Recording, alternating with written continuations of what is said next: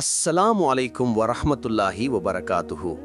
பாராட்டுக்குரிய சபையோரே, அல்லாஹ் சுப்ஹானஹு வ தஆலா நம் மீதுள்ள அருளால் நம் அனைவரையும் மிகுதியாக ஆசிர்வதிக்கட்டும்.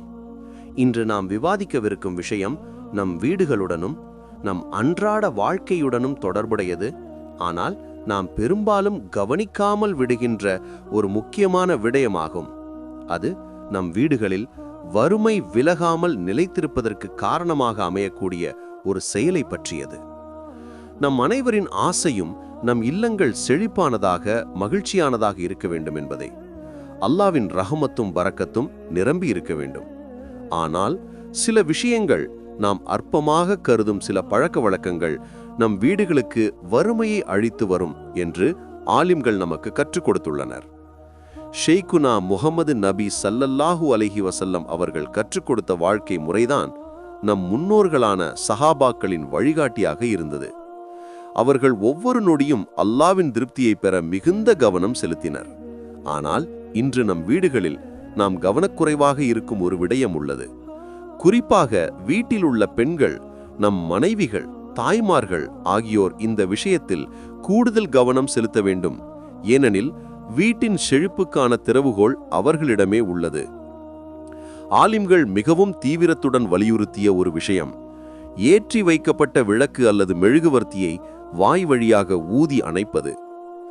நம் வீட்டில் வெளிச்சம் தரும் ஒளியை பரப்பும் ஒரு தீபத்தை வாயின் ஊதலின் மூலம் அணைக்கும் பழக்கம், இது கண்டிப்பாக தவிர்க்கப்பட வேண்டிய ஒரு செயல் என்று இமாம்கள் நமக்கு கற்றுக் கொடுத்துள்ளனர். இது ஏன் வறுமைக்கு காரணமாகிறது? இதன் பின்னணியில் உள்ள ஆன்மீக காரணம் என்னவாக இருக்கும்? நமக்கு தெரியும், ஒளி என்பது நன்மையின், செழிப்பின், அறிவின் சின்னம். ஒளியை நாம் மதிக்க வேண்டும், கௌரவிக்க வேண்டும். அதை சாதாரணமாக ஒரு ஊதல் மூலம் அணைப்பது செழிப்புக்கு ஒரு வகையான அவமரியாதை என்று சில ஆலிம்கள் விளக்கியுள்ளனர். மேலும் நம் சுவாசம் பெரும்பாலும் உடலில் உள்ள கழிவுகளையும் துர்நாற்றத்தையும் வெளியேற்றுவதாகும். ஒரு புனிதமான ஒளியை அத்தகைய சுவாசத்தால் அணைப்பது நிச்சயமாக வறுமைக்கு வழிவகுக்கும் என்று அவர்கள் நினைவூட்டுகிறார்கள். இது சும்மா சொல்லும் ஒரு விடயமல்ல, மாறாக ஷேக் அப்துர் ரஹ்மான் சஃபூரி ரா அவர்கள் தங்களுடைய பிரபலமான மஜாலீஸ் என்ற நூலில் இந்த விஷயத்தை மேற்கோள் காட்டியுள்ளார். இதற்கு நாம் அவ்வளவு முக்கியத்துவம் கொடுக்க வேண்டும். இஸ்லாமிய அறிவின் மகத்துவமிக்க நூல்களில் ஒன்றுதான் மஜாலிஸ். அந்த நூலில் இந்த விஷயம் இடம்பெறும்போது இதன் தீவிரத்தை நாம் உணர வேண்டும். ஆகையால் எப்போதாவது நாம் விளக்கை அணைக்க நேரிட்டால் நிச்சயமாக அதற்கு நாம் ஒரு துணியையோ அல்லது ஒரு பாத்திரத்தையோ பயன்படுத்தி காற்றை தடுத்து, அல்லது விளக்கை அணைப்பதற்கான சிறப்பு கருவியை பயன்படுத்தி மெதுவாக அணைக்க வேண்டும். அதை விட்டு வாய் வழியாக பலமாக ஊதி அணைக்கக்கூடாது. நம் வீடுகளில் இருந்து செழிப்பு நீங்கிவிடாமல் இருக்க, குறிப்பாக நம் முஹம்மது நபி ஸல்லல்லாஹு அலைஹி வஸல்லம் அவர்களின் காலத்திலிருந்தே சஹாபாக்கள் உட்பட கவனமாக இருந்த விஷயங்களில் ஒன்றாக இந்த பழக்கத்தை நாம் சேர்த்து கொள்ள வேண்டும். மேலும் வறுமையை போக்க ஆலிம்கள் கற்றுக் கொடுத்த மற்ற சில நல்ல பழக்க வழக்கங்கள் உள்ளன. 1. தொழுகையை சரியாக நிறைவேற்றுவது, குறிப்பாக சுபுகு தொழுகை. சுபுகு தொழுகைக்கு பின்னதிய நேரம் பரக்கத்திற்கான நேரமாகும். 2. படுக்கைகளை சுத்தமாக பராமரிப்பது. நம் வீட்டில் உள்ள படுக்கைகளையும் துணிகளையும் வீணாக்காமல் சுத்தமாக பராமரிப்பது செழிப்பின் அடையாளமாகும். 3. உண்மையை பின்பற்றுவது.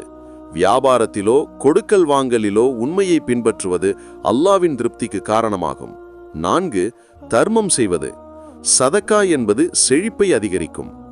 அன்பான சகோதர சகோதரிகளே, நம் வீடுகள் வறுமையிலிருந்து விடுபட்டு செழிப்பும் மகிழ்ச்சியும் நிறைந்ததாக மாற நாம் ஒவ்வொருவரும் நம் பழக்க வழக்கங்களை சற்று கவனிக்க வேண்டியுள்ளது. அந்த பழக்கங்களில் ஒன்று, இனிமேல் விளக்கை வாய் வழியாக ஊதி அணைக்காமல் இருப்பது என்பதாகும். இது ஒரு சிறிய விஷயமல்ல, மாறாக நம் வாழ்க்கையை, நம் எதிர்காலத்தை பாதிக்கும் ஒரு விடயமாகும். இந்த விஷயத்தை நமக்கு கற்றுக் கொடுத்த ஷேக் அப்துர் ரஹ்மான் சஃபூரி ரா அவர்களையும் மற்ற இமாம்களையும் அல்லாஹ் ஆசிர்வதிக்கட்டும். இறுதியாக, முஹம்மது நபி ஸல்லல்லாஹு அலைஹி வஸல்லம் அவர்கள் கற்றுக் கொடுத்த சுன்னத்துகளை வாழ்வில் கடைபிடிக்க நம் ஒவ்வொருவருக்கும் அல்லாஹ் அருள் புரியட்டும் என்று பிரார்த்திக்கிறேன். அல்லாவின் அருள் நம் வீடுகளில் எப்போதும் பொழியட்டும். அல்லாஹும்ம ஆமீன். அஸ்ஸலாமு அலைக்கும் வரஹ்மத்துல்லாஹி வபரகாத்துஹு.